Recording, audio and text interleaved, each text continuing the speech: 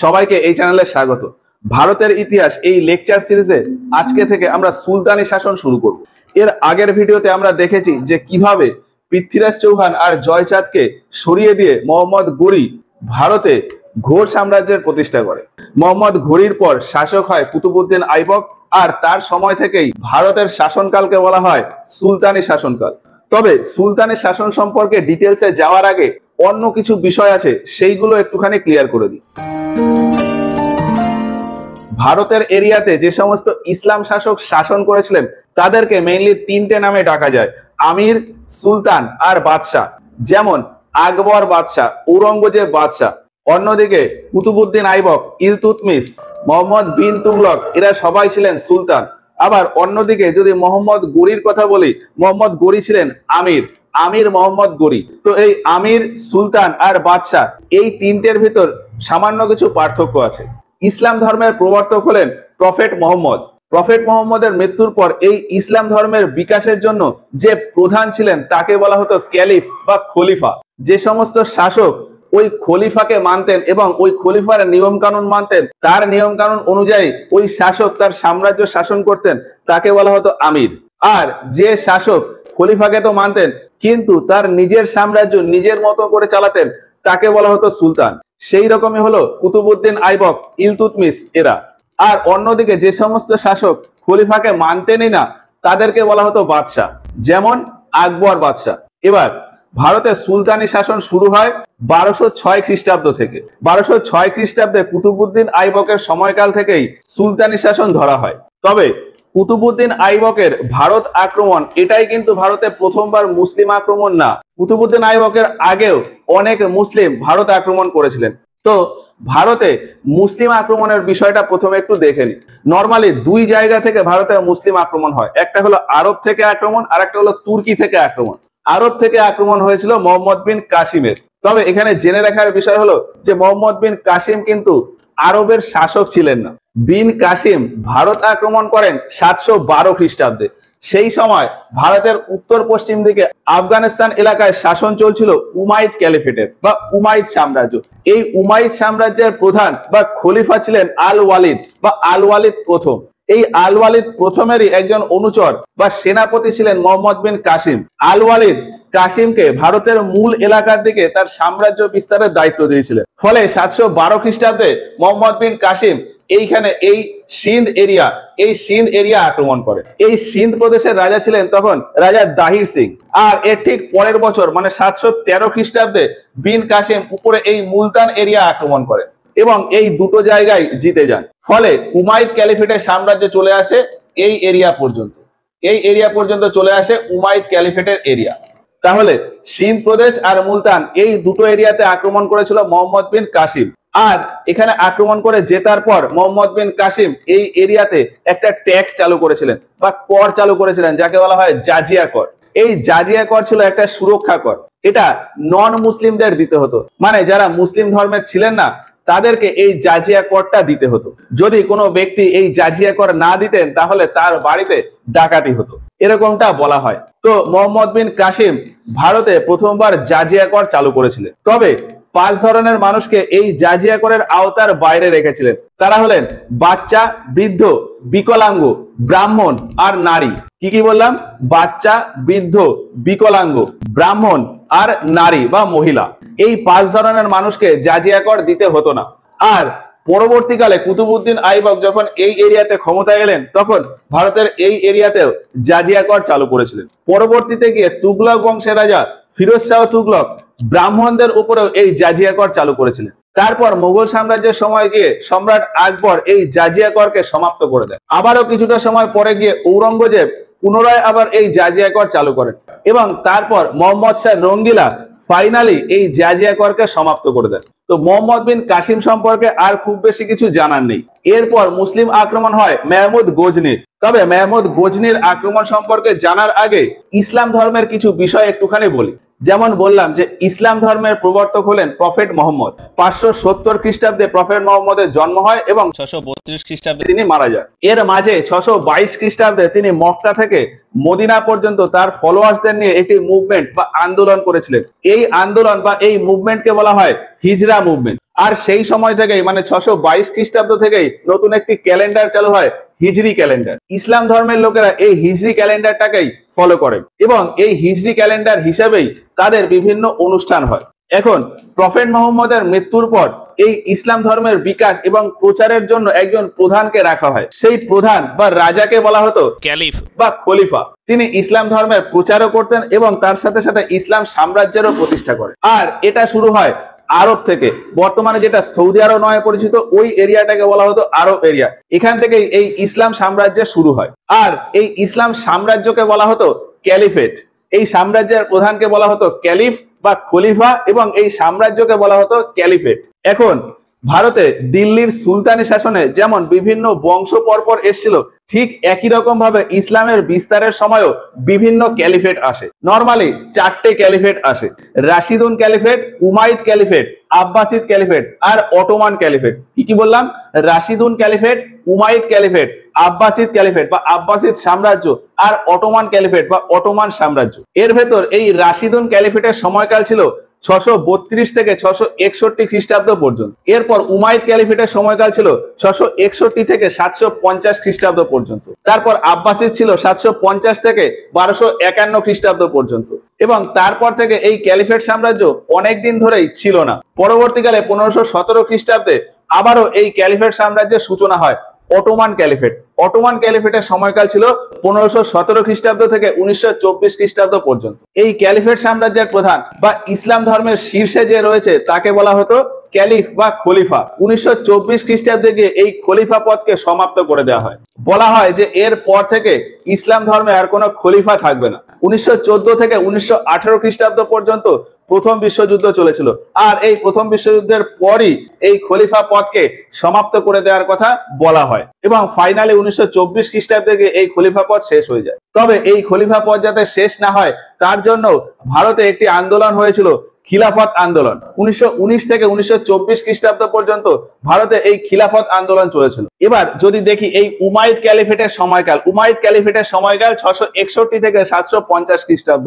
এবার 750 খ্রিস্টাব্দে এই যে উমাইদ ক্যালিফেটের এরিয়া, এই উমাইদ ক্যালিফেটের জায়গায় চলে আসে আব্বাসিদ ক্যালিফেট। 750 খ্রিস্টাব্দ থেকে উমাইদ ক্যালিফেটের জায়গায় চলে আসে আব্বাসিদ ক্যালিফেট। এবার এই আব্বাসিদ ক্যালিফেটের জায়গাতেই 821 খ্রিস্টাব্দে গিয়ে আব্বাসিদ ক্যালিফেটের জায়গায় চলে আসে তাহিরি খোরাসান সাম্রাজ্য বা খোরাসান সাম্রাজ্য। আর এরপরে 900 খ্রিস্টাব্দে গিয়ে এই খোরাসান সাম্রাজ্যের জায়গায় চলে আসে সামানিদ সাম্রাজ্য। এই সামানিদ সাম্রাজ্যের রাজার কাছে একজন তুর্কি স্লেভ বা তুর্কি থেকে আসা একজন সেনা, তখন ওই সেনাদের দাস বলা হতো। তো ওই খোরাসান সাম্রাজ্যে একজন তুর্কি স্লেভ বা তুর্কি দাস ছিলেন আলাপতাগিন। 962 খ্রিস্টাব্দে গিয়ে আফগানিস্তানের ভেতর একটা জায়গা আছে গজনি, ওই গজনি এলাকাটা নিজের স্বাধীন করে নেয়। আলাপতাগিন 962 খ্রিস্টাব্দে গিয়ে আফগানিস্তানের ভেতর গজনি বলে একটি জায়গা আছে, সেটাকে স্বাধীন করে নেয়। তবে স্বাধীন করে নিলেও নিজে স্বাধীন রাজ্য বলে ঘোষণা করেনি, তখনও কিন্তু ওই খোরাসান সাম্রাজ্যের আন্ডারে ছিল, কিন্তু নিজের একটা এরিয়া নিজে আলাদা করে নিয়েছিলেন। তো সেখানেই প্রথম গজনি সাম্রাজ্যের সূচনা হয়। তো গজনি সাম্রাজ্যের সূচনা করেন আলাপতাগিন। এরপর আলাপতাগিনের ছেলে বা পুত্র ছিল সুবক্তগিন। 986 খ্রিস্টাব্দে গিয়ে এই যে গজনি এলাকা, সেটাকে ওই খোরাসান সাম্রাজ্য থেকে পুরোপুরি আলাদা করে নেয়। তবে এই সুবক্তগিনের শাসনের সময়কাল ছিল 977 থেকে 998 খ্রিস্টাব্দ পর্যন্ত। 977 খ্রিস্টাব্দে সে ওই খোরাসান সাম্রাজ্যের আন্ডারেই শাসন করত, কিন্তু 986 খ্রিস্টাব্দে গিয়ে স্বাধীন গজনি প্রদেশের প্রতিষ্ঠা করে। তো গজনি সাম্রাজ্যের প্রতিষ্ঠা হয় 986 খ্রিস্টাব্দে।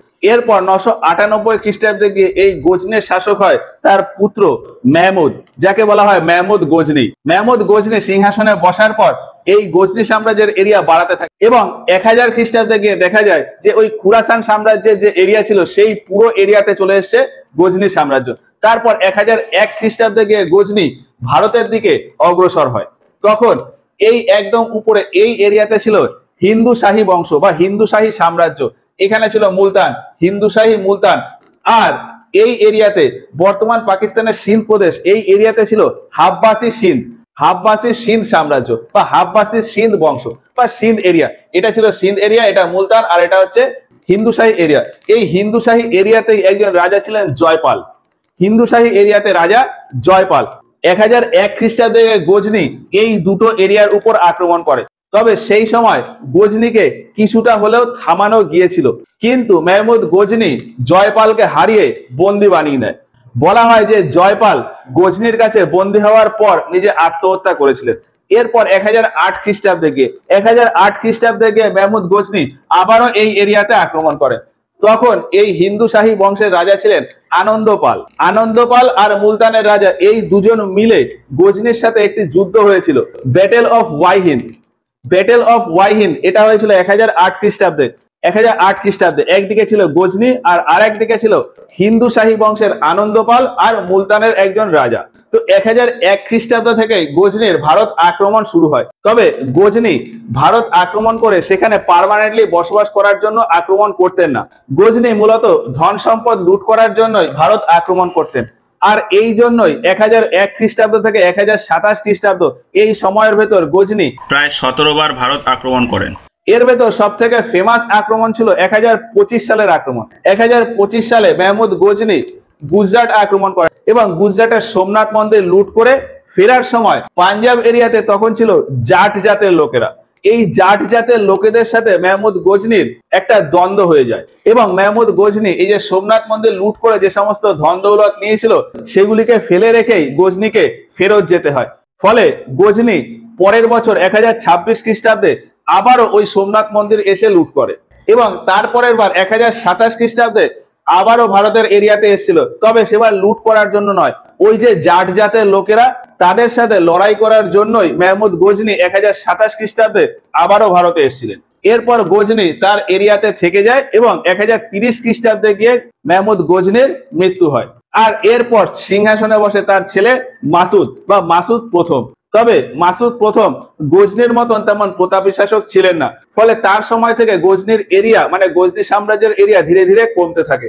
আর এইভাবে কমতে কমতে 1148 খ্রিস্টাব্দে গিয়ে 1148 খ্রিস্টাব্দে গিয়ে ওই যে গজনির এরিয়া ছিল আফগানিস্তান, আফগানিস্তানের ভিতরে একটা জায়গা আছে ঘোর প্রদেশ। ওই ঘোর প্রদেশে নতুন একটি সাম্রাজ্যের স্থাপনা হয়ে যায়, সেটা হলো ঘোর সাম্রাজ্যের স্থাপনা। আলা আল দিন হুসেন, আলা আল দিন হুসেন এই ঘোর সাম্রাজ্যের প্রতিষ্ঠা করে। তাহলে কি বললাম, গজনি সাম্রাজ্যের এরিয়ার ভিতরেই 1148 খ্রিস্টাব্দে আফগানিস্তানের ঘোর প্রদেশে নতুন একটা সাম্রাজ্যের প্রতিষ্ঠা হয়, ঘোর সাম্রাজ্য বা ঘুরিদ সাম্রাজ্য। আলা আল দিন হুসেন এই ঘোর সাম্রাজ্যের প্রতিষ্ঠা করে। এরপর রাজা হয় আল দিন মোহাম্মদ, ইনাকেই বলা হয় মোহাম্মদ ঘুরি বা শাহাবুদ্দিন মোহাম্মদ। 1164 খ্রিস্টাব্দে এই ঘোর সাম্রাজ্যের সিংহাসনে বসেন আল দিন মোহাম্মদ বা শাহাবুদ্দিন মোহাম্মদ বা যাকে বলা হয় মোহাম্মদ গৌরি। মোহাম্মদ গৌরি সিংহাসনে বসে মেহমুদ গজনির মতন তার সাম্রাজ্য বাড়াতে থাকে এবং বাড়াতে বাড়াতে 1173 খ্রিস্টাব্দে গিয়ে 1173 খ্রিস্টাব্দে গিয়ে এখানে যে গজনির সাম্রাজ্য ছিল সেই পুরো সাম্রাজ্যে চলে আসে গৌরি সাম্রাজ্য বা ঘুরিদ সাম্রাজ্য।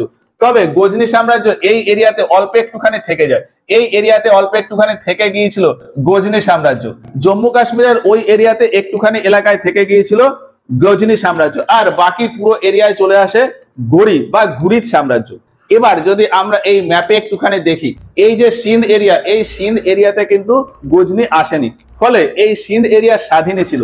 এই সিন্ধ এরিয়াতেই 1175 খ্রিস্টাব্দে মোহাম্মদ গৌরি আক্রমণ করে। মোহাম্মদ গৌরি 1175 খ্রিস্টাব্দে এই সিন্ধ এরিয়া নিয়ে নেয়।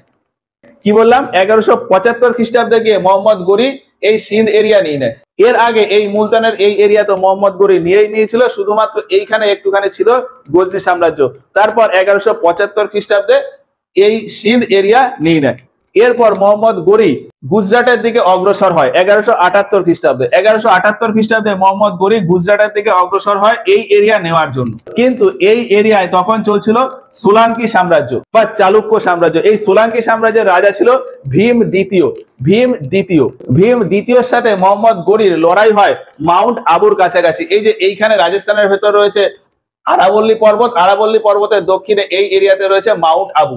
এই মাউন্ট আবুতেই মোহাম্মদ গৌরি আর ভীম দ্বিতীয় এদের দুজনের ভেতর লড়াই হয়, আর এই লড়াইতে ভীম দ্বিতীয় মোহাম্মদ গৌরিকে হারিয়ে দেয়। ফলে মোহাম্মদ গৌরি এই এরিয়া থেকে পুনরায় আবার ফিরে যায়। এরপর মোহাম্মদ গৌরি ভারতের উত্তর দিক থেকে আক্রমণ করার চেষ্টা করে, আর উত্তর দিকে এই এরিয়া ছিল তবর হিন্দ, এই এরিয়া ছিল তবর হিন্দ। মোহাম্মদ গৌরি জানতেন যে আমি যদি এই তবর হিন্দে নিয়ে নিতে পারি তাহলে আমার ভারতের মূল এরিয়াতে ঢোকা খুবই সহজ হয়ে যাবে। ওই জন্য মোহাম্মদ গৌরির নজর ছিল এই তাবার হিন্দ এরিয়ার উপর।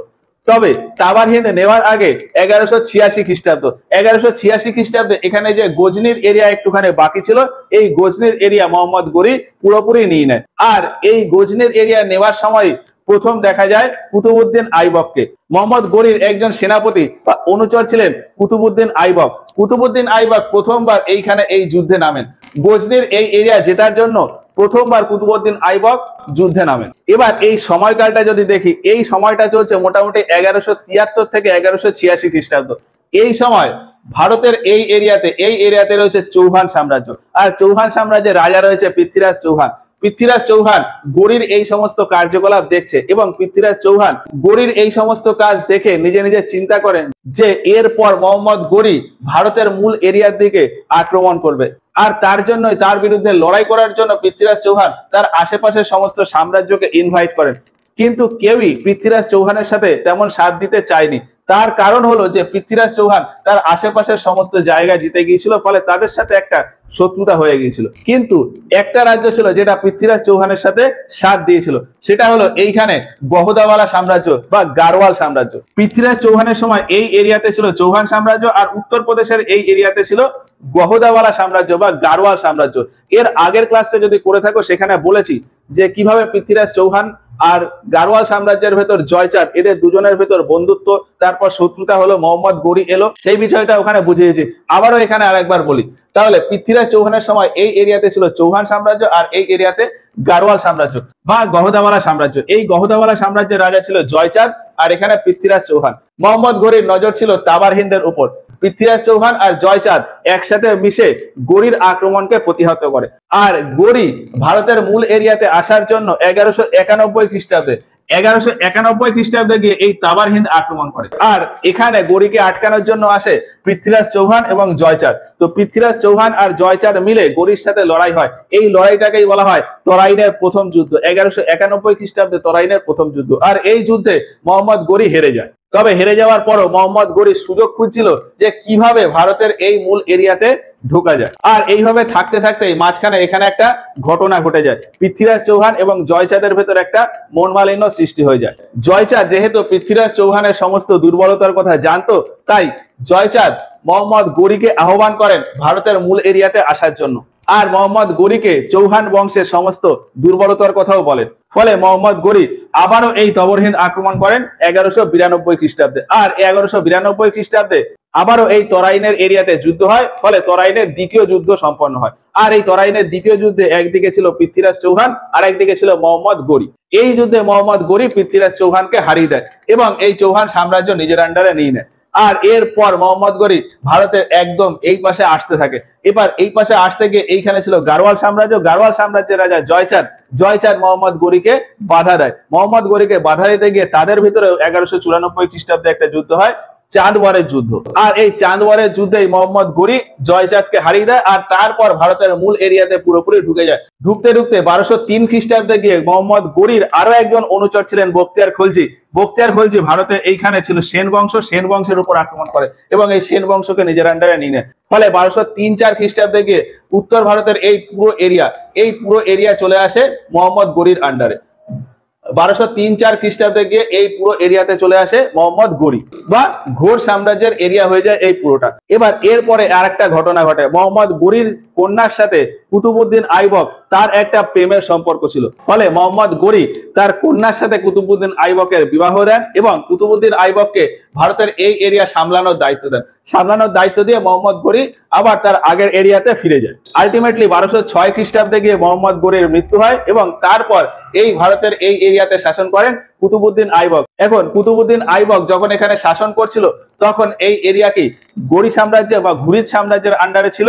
এখন 1206 খ্রিস্টাব্দে গিয়ে কুতুবউদ্দিন আইবক এই ঘুরিদ সাম্রাজ্যকে নিজের একটা সাম্রাজ্য বলে ঘোষণা করে। সেটা হলো মামলুক সাম্রাজ্য বা যেটাকে আমরা বলি দাস সাম্রাজ্য বা দাস বংশ বা গোলাম বংশ।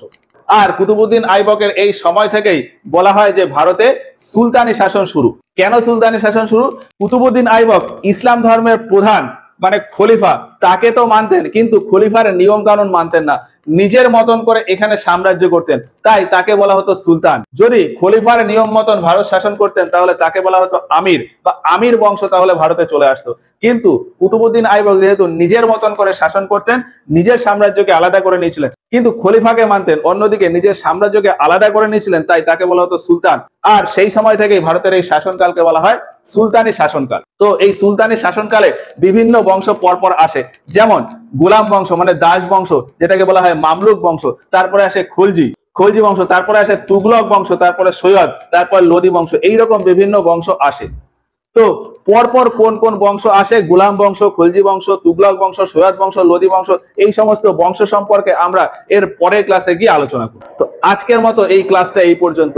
ক্লাসটা যদি ভালো লাগে তাহলে ভিডিওটাতে অবশ্যই একটা লাইক করো। এই ক্লাস সম্পর্কে তোমাদের মতামত আমাদেরকে কমেন্ট বক্সে জানিও। যদি কোথাও কোনো ডাউট থাকে সেগুলো আমাদেরকে কমেন্ট বক্সে জানাতে পারো। আজকের মতো ক্লাসটা এখানেই শেষ করছি, দেখা হচ্ছে এর পরের ক্লাসে গিয়ে গোলাম বংশ নিয়ে।